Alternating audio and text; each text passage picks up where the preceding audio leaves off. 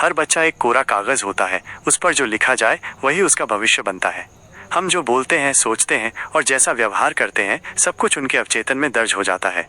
एक तारीफ उनका आत्मबल बना सकती है और एक ताना जीवन भर का डर। क्या आप जानते हैं कि बचपन की बातें ही एक बच्चे की पूरी जिंदगी की दिशा तय करती हैं? इस अध्याय में जानिए बच्चों और किशोरों के मन को समझने और संवारने की असली चाबी। अध्याय 14, किशोरों और बच्चों पर अवचेतन मन का प्रभाव। हमारे जीवन के सबसे महत्वपूर्ण और प्रभावपूर्ण वर्ष बचपन और किशोरावस्था के होते हैं। ये वह समय होता है जब हमारा मन सबसे अधिक ग्रहणशील होता है और हमारे व्यक्तित्व, विश्वासों तथा आदतों की नींव रखी जाती है।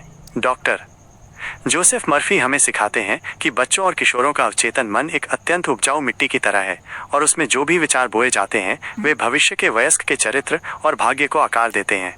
इस महत्वपूर्ण चरण में अवचेतन मन की शक्ति को समझना और उसे सही दिशा देना एक बच्चे के भविष्य के लिए सबसे बड़ा उपहार हो सकता है।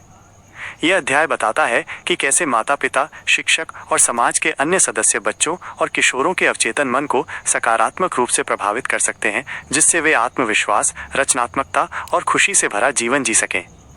अवचेतन मन। बचपन में एक खाली स्लेट। एक बच्चे का अवचेतन मन लगभग पूरी तरह से खुला और अविचारणीय होता है। वे जो कुछ भी सुनते हैं, देखते हैं और अनुभव करते हैं, वो बिना किसी आलोचनात्मक फिल्टर के सीधे उनके अवचेतन में चला जाता है। यही कारण है कि बचपन के नकारात्मक अनुभव जैसे आलोचना, डर या असुरक्षा पूरे जीवन भर गहरे जख्म छोड़ सकते हैं।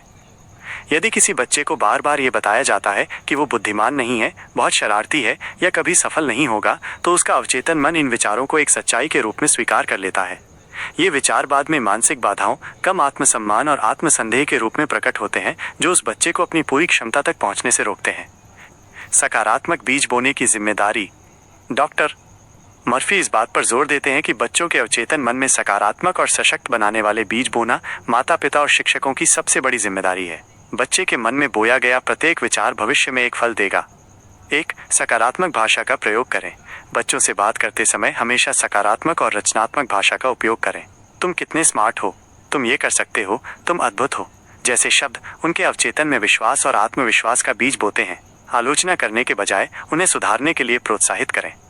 2, उन्हें सुरक्षित और प्यार का अनुभव कराएं। एक बच्चा जो सुरक्षित और प्यार महसूस करता है, उसका अवचेतन मन भी शांत और सकारात्मक होता है।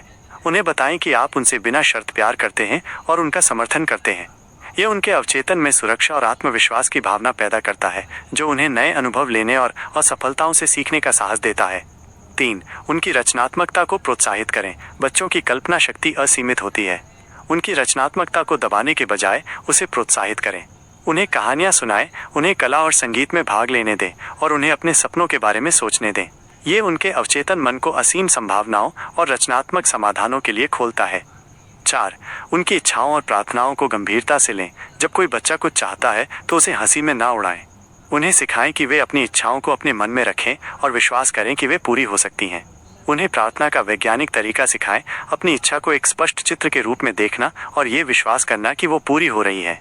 ये उन्हें अपने मन की शक्ति को समझने में मदद करेगा। किशोरों में अवचेतन मन और चुनौतियों का समाधान। किशोरावस्था एक और भी संवेदनशील दौर है। इस समय किशोर अपनी पहचान की तलाश में होते हैं और बाहरी दुनिया के प्रभाव में आते हैं। डॉक्टर मर्फी इस दौरान अवचेतन मन का उपयोग करने के लिए कुछ विशेष रणनीतियों का सुझाव देते हैं। संदेह और डर का मुकाबला। किशोरों में अक्सर खुद को लेकर संदेह और भविष्य को लेकर डर होता है। उन्हें सिखाएं कि इन नकारात्मक विचारों को कैसे पहचानें और उन्हें तुरंत सकारात्मक प्रतिज्ञान से बदलें। मैं पर्याप्त स्मार्ट नहीं हूँ। रेट्रो, मेरे भीतर एक असीमित बुद्धि है, मुझे कोई पसंद नहीं करेगा। रेट्रो, मैं प्यार के योग्य हूँ और मैं जहाँ भी जाता हूँ प्यार को आकर्षित करता हूँ। लक्षित मानसिक चित्र विजुअलाइजेशन। किशोरों को अपने भविष्य के लक्ष्यों का मानसिक चित्र बनाने का अभ्यास कराएं। यदि वे किसी खेल में सफल होना चाहते हैं तो उन्हें खुद को खेलते हुए और जीतते हुए देखें। यदि वे अच्छी शिक्षा चाहते हैं तो खुद को सफल छात्र के रूप में देखें। यह अभ्यास उनके अवचेतन मन को सफलता के लिए प्रोग्राम करता है। ध्यान और शांति का अभ्यास। किशोरों को ध्यान और मन को शांत करने की तकनीक सिखाएं। ये उन्हें तनाव और बाहरी दबाव से निपटने में मदद करता है और उनके अवचेतन मन को आराम देता है। माता पिता और शिक्षकों के लिए एक संदेश। डॉक्टर मर्फी कहते हैं, कोई भी माता पिता या शिक्षक अपने बच्चे को अपनी सोच से बेहतर बनाने की उम्मीद नहीं कर सकता। आप अपने बच्चों के लिए सबसे बड़ा उदाहरण हैं। यदि आप खुद को सकारात्मक विचारों से भरते हैं, विश्वास के साथ जीवन जीते हैं और अपनी क्षमताओं पर भरोसा करते हैं, तो आपके बच्चे भी उसी रास्ते पर चलेंगे। आप उन्हें सिखा रहे हैं कि उनके मन की शक्ति असीमित है और वे किसी भी चीज को प्राप्त कर सकते हैं जिस पर वे विश्वास करते हैं। ये उन्हें केवल सफल होने के लिए नहीं, बल्कि एक खुशहाल और सशक्त जीवन जीने के लिए तैयार करता है। अध्याय का सारांश। 1. बचपन, उपजाऊ भूमि।